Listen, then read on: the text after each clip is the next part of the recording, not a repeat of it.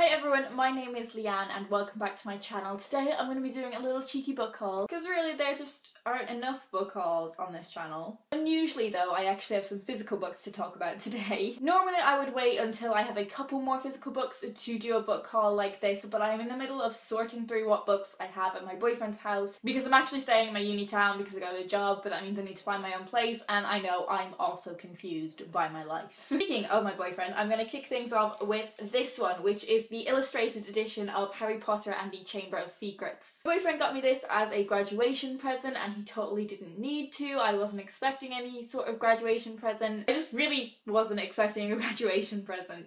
But yeah, this one's pretty self-explanatory. It's the illustrated edition, illustrations done by Jim Kay. I want to make it more of a habit to reread the Harry Potter series. I think the last time I reread one of the books was The Philosopher's Stone, and I reread that over a year ago. And the last time I did a reread of the whole series was probably when I was about 18. So I'm really looking forward to rereading this one, and who knows, I may need to purchase The Prisoner of Azkaban for myself. Next up I have a stack of classics that I got on a trip to Cardiff. I was literally in Cardiff for like a day. I've been to Cardiff twice now and I've only ever been there for like a day, and I find it really frustrating because I do know quite a few people in Cardiff and it would be really lovely to meet up, but I've never been there for long enough.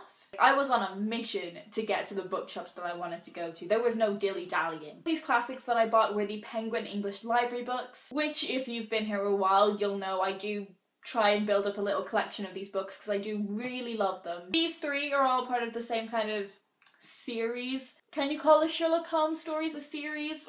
But I have the 5 Orange Pips and Other Cases, The Adventure of the Engineer's Thumb and Other Cases, The Adventure of the 6 Napoleons and Other Cases. All, of course, by Arthur Conan Doyle. I don't feel like these books need much more explanation other than that. They are crime detective stories. They are witty and fiendishly clever, and of course feature Sherlock Holmes and Dr. John Watson. I read a couple of Sherlock stories when I was a teenager, but I didn't read loads, so I'm really looking forward to delving into these ones and seeing what I think of them. The next classic novel I have is Evelina by Frances Burney. I think this is possibly one of my favourite Penguin English Library covers that I own. Probably because it's pink, but whatever. This is about a 17-year-old girl called Evelina entering the fashionable world of London for the very first time. Here she is also colliding with a number of customs that she doesn't understand, and she is trying to earn the love of a distinguished nobleman. She's navigating the complex layers of 18th century London, and I believe this is quite a comic, satirical one. It is deemed a significant precursor to Jane Austen. I do find books like this a little bit hit and miss sometimes. Sometimes I really love looking at them from quite a historical angle and appreciating them for what they were saying in the time that they were written. The sun is like really quickly setting. What was I saying?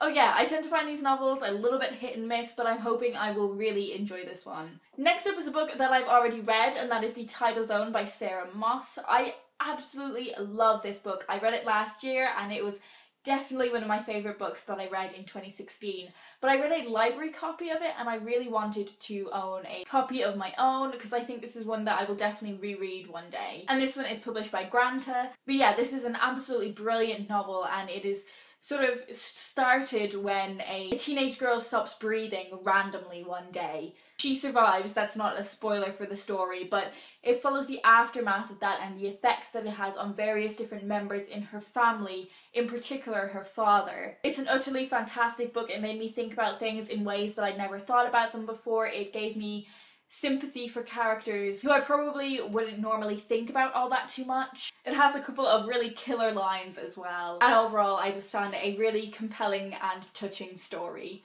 So yeah, really looking forward to rereading this one day. I picked this up when I went to a job interview in London. Didn't get that job, but it's fine. And the other book that I picked up on that trip was The End We Start From by Megan Hunter, and I have heard so many good things about this book. Actually, I already had an e-arc of this, but I was fairly certain that I was going to love it, and the cover is just stunning. I'm just going to read you the blurb of this one because I feel like it sells the book to you better than I ever could. In the midst of a mysterious environmental crisis, as London is submerged below flood waters, a woman gives birth to her first child, Z. Days later, the family are forced to leave their home in search of safety. As they move from place to place, shelter to shelter, their journey traces both fear and wonder as Z's small fists grasp at the things he sees, as he grows and stretches, thriving and content against all the odds. This is a story of new motherhood in a terrifying setting, a familiar world made dangerous and unstable, its people forced to become refugees. Startlingly beautiful, the end we start from is a gripping novel that paints an imagined future as realistic as it is frightening. And yet, though the country is falling apart around them, this family's world of new life and new hope sings with love. It's also written in a really interesting way. I don't know if you can see that, but it's just sort of like a couple of lines here and there. It's not verse. But I'm getting kind of a like Grief is a Thing with Feathers by Max Porter kind of vibe. Like it's told in a really interesting format. I'm really tempted to start reading this after I finish this video, to be honest. That book actually had a testimonial on it from the author of this next book. That is Not Working by Lisa Owens. This was very kindly sent to me by Rose Mannerings, and I am so excited to read this one. Do you know what? I might actually read this one next. I feel like this is a book that it's really important to read at a particular time in your life, and I feel like that moment for me is now. Again, I'm just going to read you the blurb for this one. Claire Flannery has had more than a few sleepless nights lately. Maybe she shouldn't have walked out of her job with no idea what to do next. Maybe she should think before she speaks, and maybe then her mother will start returning her calls. Maybe she should be spending more time going to art galleries or reading up on current affairs and less time in her pyjamas entering competitions on the internet.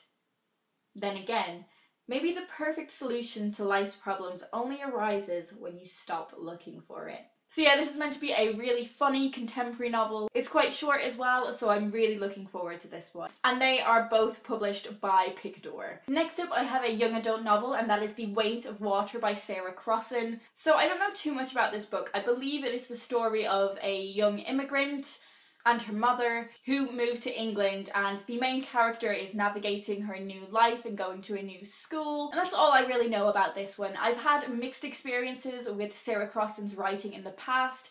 She does often write about marginalised groups of which she does not belong to, and in the two novels I have read from her in the past, I think she did a really respectful and brilliant job in writing about conjoined twins in one. But I was extremely disappointed by her novel that she wrote with Brian Conahan called We Come Apart. I thought that was really disrespectful, and yeah, I just wasn't a fan. And that was also a story about immigration. So I was slightly skeptical going into this one, but something I've always loved about Sarah Crossan's books, even when the content has been quite disappointing, is the format in which she writes them. She writes in verse, and I think that's really, really refreshing. And yeah, YA is smashing the game for that kind of thing. The final book that I'm going to tell you about today is a poetry book, and that is Diving into the Wreck, Poems 1971 to 1972 by Adrienne Rich. So this is the poet's 7th volume of poetry and was a National Book Award winner. I picked this one up on a bit of a whim. I think this book was meant to be on, or it used to be on the reading list for an American literature module that I did last year, but it was sadly taken off that module. I was really disappointed because it was taking another woman off the module and it was taking the poetry off the module. So when I saw this one secondhand, I thought I would pick it up and try